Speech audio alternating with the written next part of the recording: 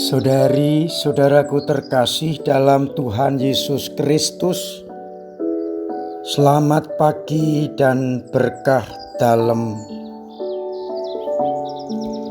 Kita berjumpa kembali dalam renungan harian kita,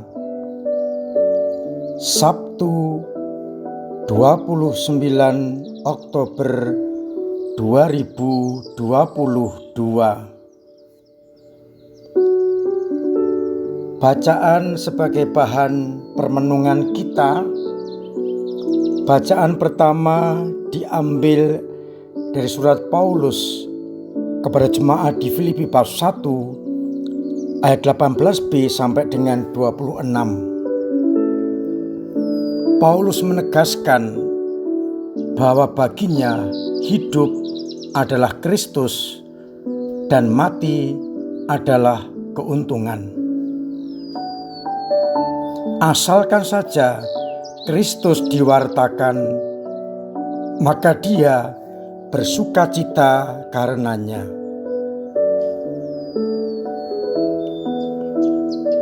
Hidup di dunia ini bagi Paulus harus menghasilkan buah seperti yang dipesankan oleh Yesus.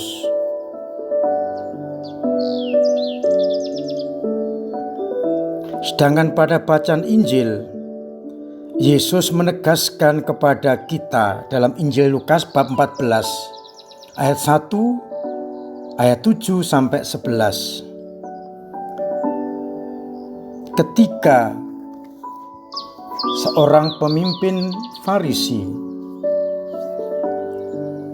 makan bersama Yesus dan semua orang yang hadir berusaha menduduki tempat yang terhormat, Yesus menyampaikan perumpamaannya. Kalau diundang ke perkawinan pesta, janganlah duduk di tempat terhormat, sebab mungkin ada orang atau undangan yang lebih terhormat daripada kalian. Jangan-jangan orang yang telah mengundang engkau dan tamu itu akan berkata, berikanlah tempat ini kepada orang ini. Lalu kalian malu pindah ke tempat yang rendah. Tapi bila engkau diundang, duduklah di tempat yang paling rendah. Mungkin tuan rumah akan berkata, sahabat, silakan duduk di depan. Dan dengan demikian engkau mendapatkan kehormatan di mata semua tamu. Karena barang siapa meninggikan diri akan direndahkan, dan barang siapa merendahkan diri akan ditinggikan.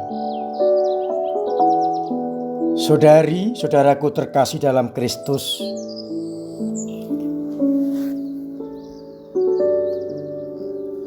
dari perumpamaan ini Yesus ingin menegaskan kepada kita bahwa musuh kita adalah kesombongan dan mengandalkan diri sendiri, dan dipenuhi dengan ambisi pribadi.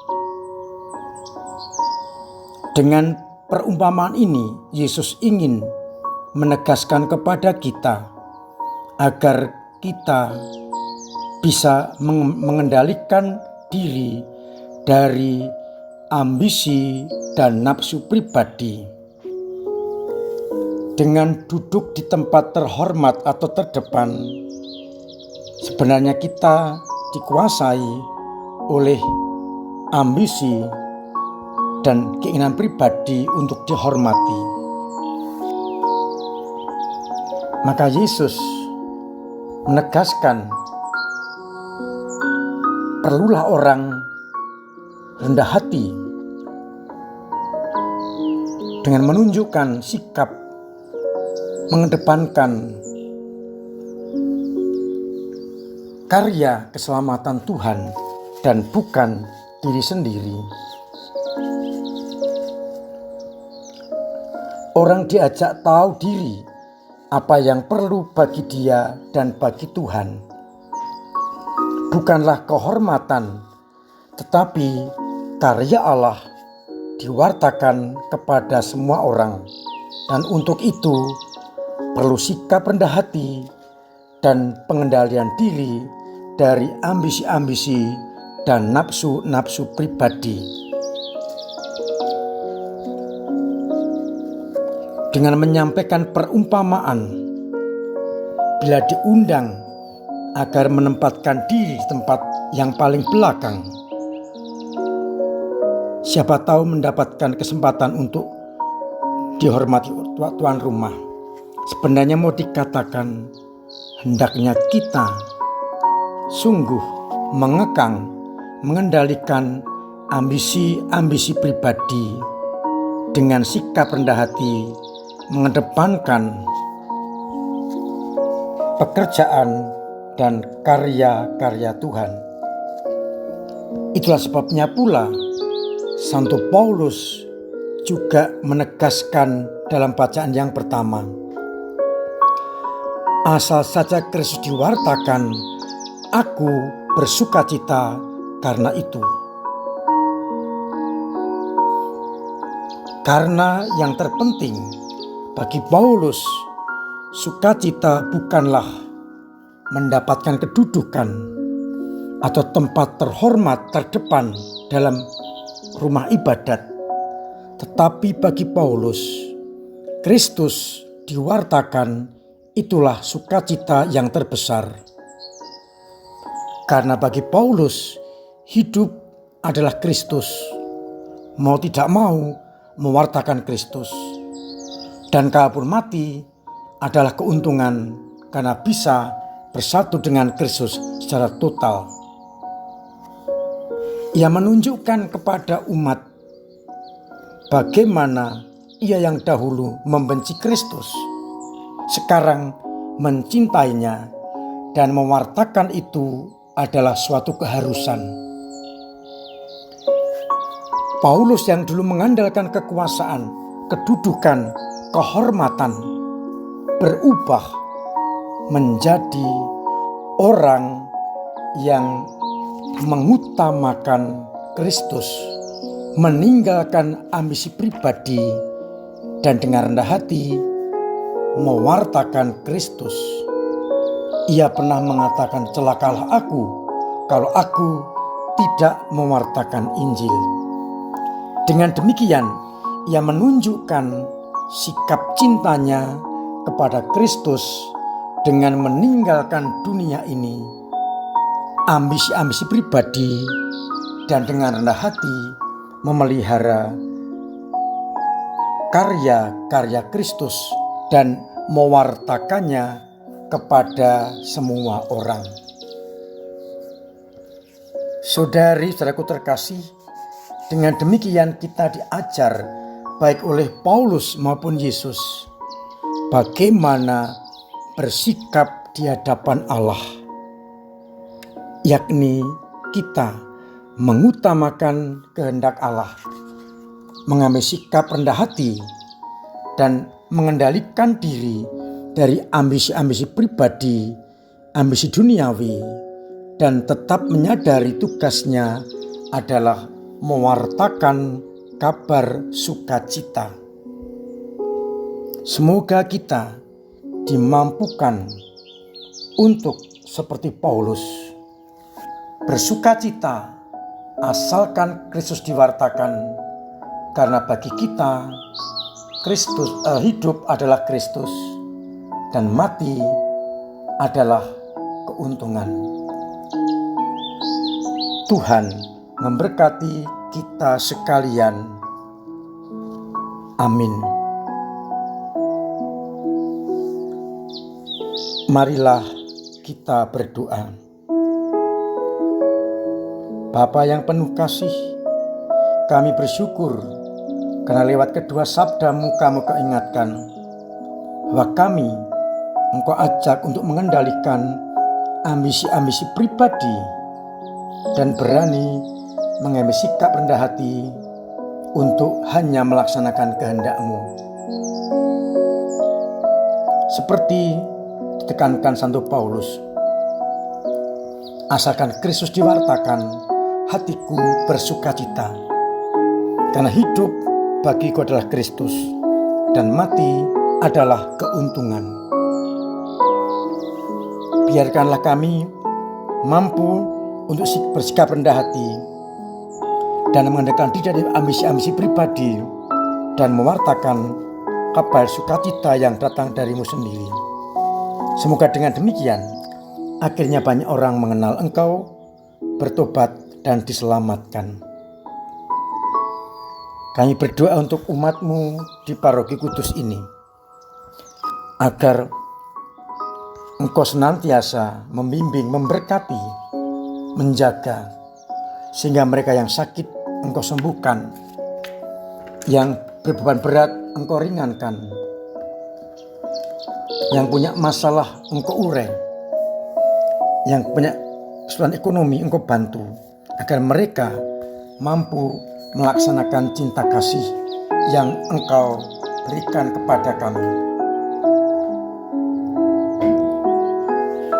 Semoga banyak orang yang sungguh-sungguh berani meninggalkan ambisi pribadi hanya untuk melaksanakan kehendak-Mu demi luasnya kerajaan-Mu.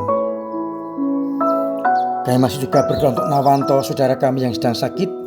Semoga Engkau jaga, Engkau bimbing, Engkau berkati, dan Engkau sembuhkan, agar penyakitnya Engkau singkirkan, dan dia boleh bersukacita karena mengalami cinta kasih-Mu. Kuatkanlah keluarganya, dan semoga Engkau berkenan melimpahkan berkat atas kami semua, Bapa dan Putra dan Roh Kudus. Amin. Kami masih mengingatkan dan mewajibkan untuk mematuhi protokol kesehatan dengan benar dan serius demi menghindari virus corona. Pakai masker, cuci tangan, jauhi kerumunan,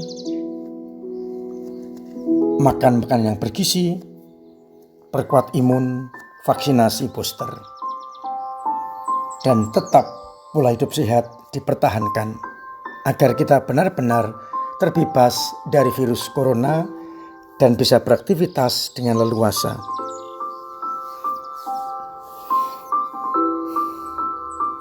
Saya juga mengingatkan agar kita semua tetap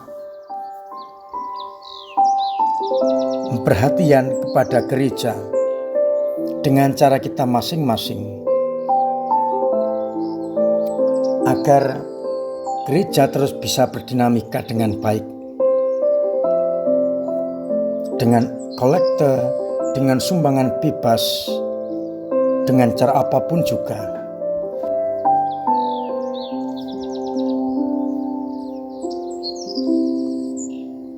Kami juga bersyukur atas banyak orang yang terlibat untuk kehidupan menggereja kita.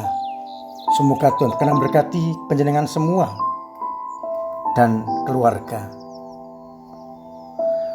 Saya ingatkan untuk kepentingan doa mengirim arwah orang beriman tanggal 2 yang dilaksanakan pada jam 5:30 pagi dan jam 6 sore. Umat bisa memintakan intensi misa bagi sanak keluarga yang sudah meninggal dengan cara mengambil amplop intensi yang ada di dekat pintu masuk gereja kita, di pintu utama dan pintu samping. Setelah diisi dengan pemohon dan nama yang dimohonkan, kemudian ditutup, lem amplop ditutup, dimasukkan kembali ke gereja di kotak yang tersedia di dekat pintu masuk. Tidak boleh dititipkan kepada siapapun.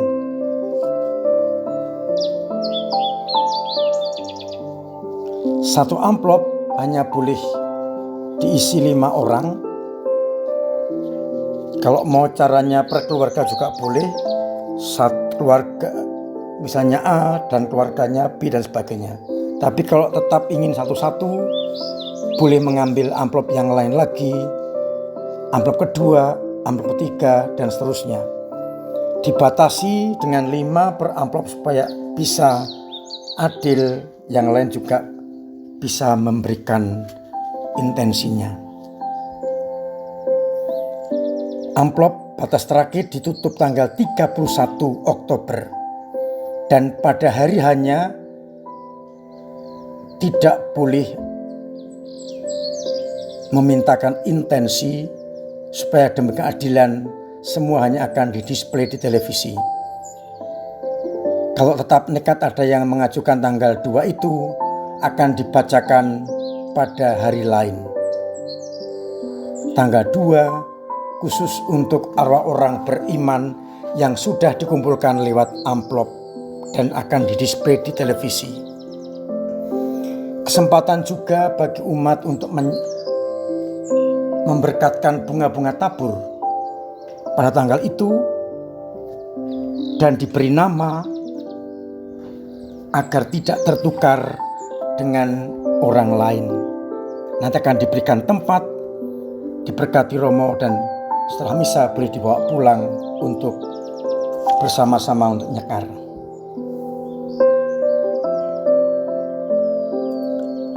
Untuk pembangunan kita masih diperlukan dana, maka masih diharapkan partisipasi panjenengan lewat dana-dana dengan cara memasukkan ke kolekte kedua, kolekte pembangunan.